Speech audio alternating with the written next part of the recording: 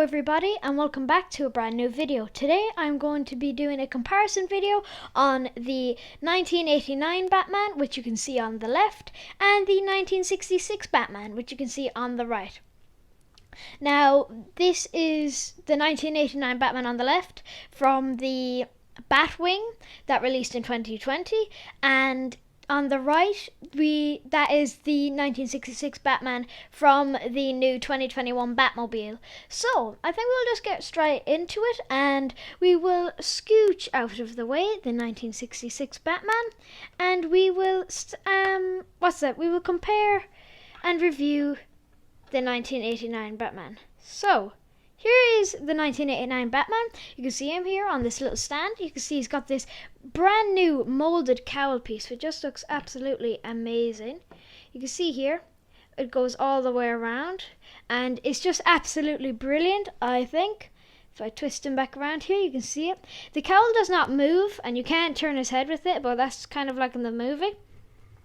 You can see here he's got this the bat symbol there, and it's just no leg printing, which is a bit of a favour in the 1966 version. He obviously comes with a Batarang, which is pretty standard for Batman minifigs. But you can see here, if I hit the camera there, if I take off the cowl, you can see it's just the same face print that we've been using for, I think it's like, 8 years or 9 years since 2012. So you can see there, he's actually got some really great printing on his chest. This actually doesn't have the bat symbol on it, which is, it's accurate because the bat symbol is on the cowl. And you can see again, the utility belt goes all the way around.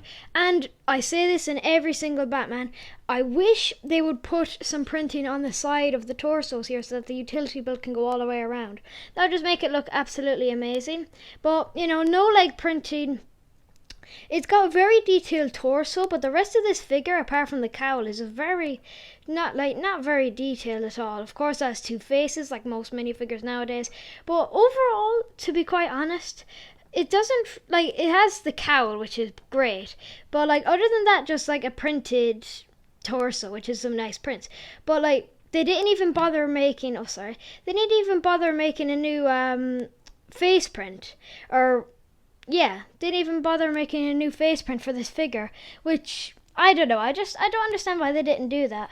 Why they didn't just make a brand new face print and having to just use the same one that we've been using for 9 years now. So that will be the 1989 Batman.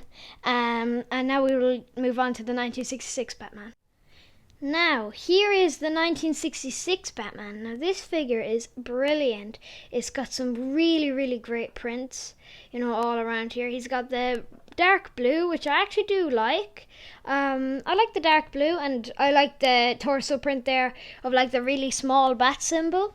And his utility belt is nice, and he's got some nice leg printing. Which is, it's great. He's got the new cowl piece. If I turn him back around here, you can see he's got the eyebrows drawn on, which is quite cool.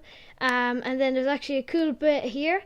If I turn him around and I pick up his cape and flip it up, you can see there he's got a zip. So it's just a costume, not even an actual suit. And his utility belt there again. So I'll flick back down the cape there and pull off his cowl. And you can see he's got these new 2020 and 2021 face print, where it's the goggles instead of the headband, and it's actually very good. You can see here, he actually has this little smiling face, which is, I quite like that face. I think it looks very cool. Overall this figure is really, really great. I love the printing on it. So now I'm going to put them side by side and give my opinions on which one has better printing and whatever. So we will get straight on to that now. Now here they both are side by side, and you can definitely see that one is definitely a lot brighter, and then one is definitely a lot darker. Now you can see here that one, I think that the 1966 Batman just has way better prints. It just has way more detailed prints, I think. That's just my opinion. But the 1989 Batman does have this new rubber cowl, which is definitely a big bonus, and I absolutely love these two figures. So whichever one I picked is to win. That does not mean that it's a bad figure. That is just that it's my personal opinion. So if you have them side by side, you can definitely see that the 1989 Batman, it's very detailed and very good looking, but there's just something about the 1966 Batman that just pops out against, like, especially on my shelf, I've got all the different Batmans, and the 1966 one just stands out so well. But if you put the 1989 Batman in between the rest, he kind of blends in because there's so many Batmans that are, you know, the fully black costume. While the cowl does kind of give him some sort of personality, I'd say, the 1966 Batman just absolutely, like, he's just a standout out on my shelf. So I think that in this comparison, now there would be only one thing that would make the 1989 Batman better, but it's not even the figure, it's the set. Now, whilst I do love the 1966 Batmobile, I don't think that it is better than the 1989 Batwing. But this is a minifigure comparison, so I think I'm going to give the win to the 1966 Batman.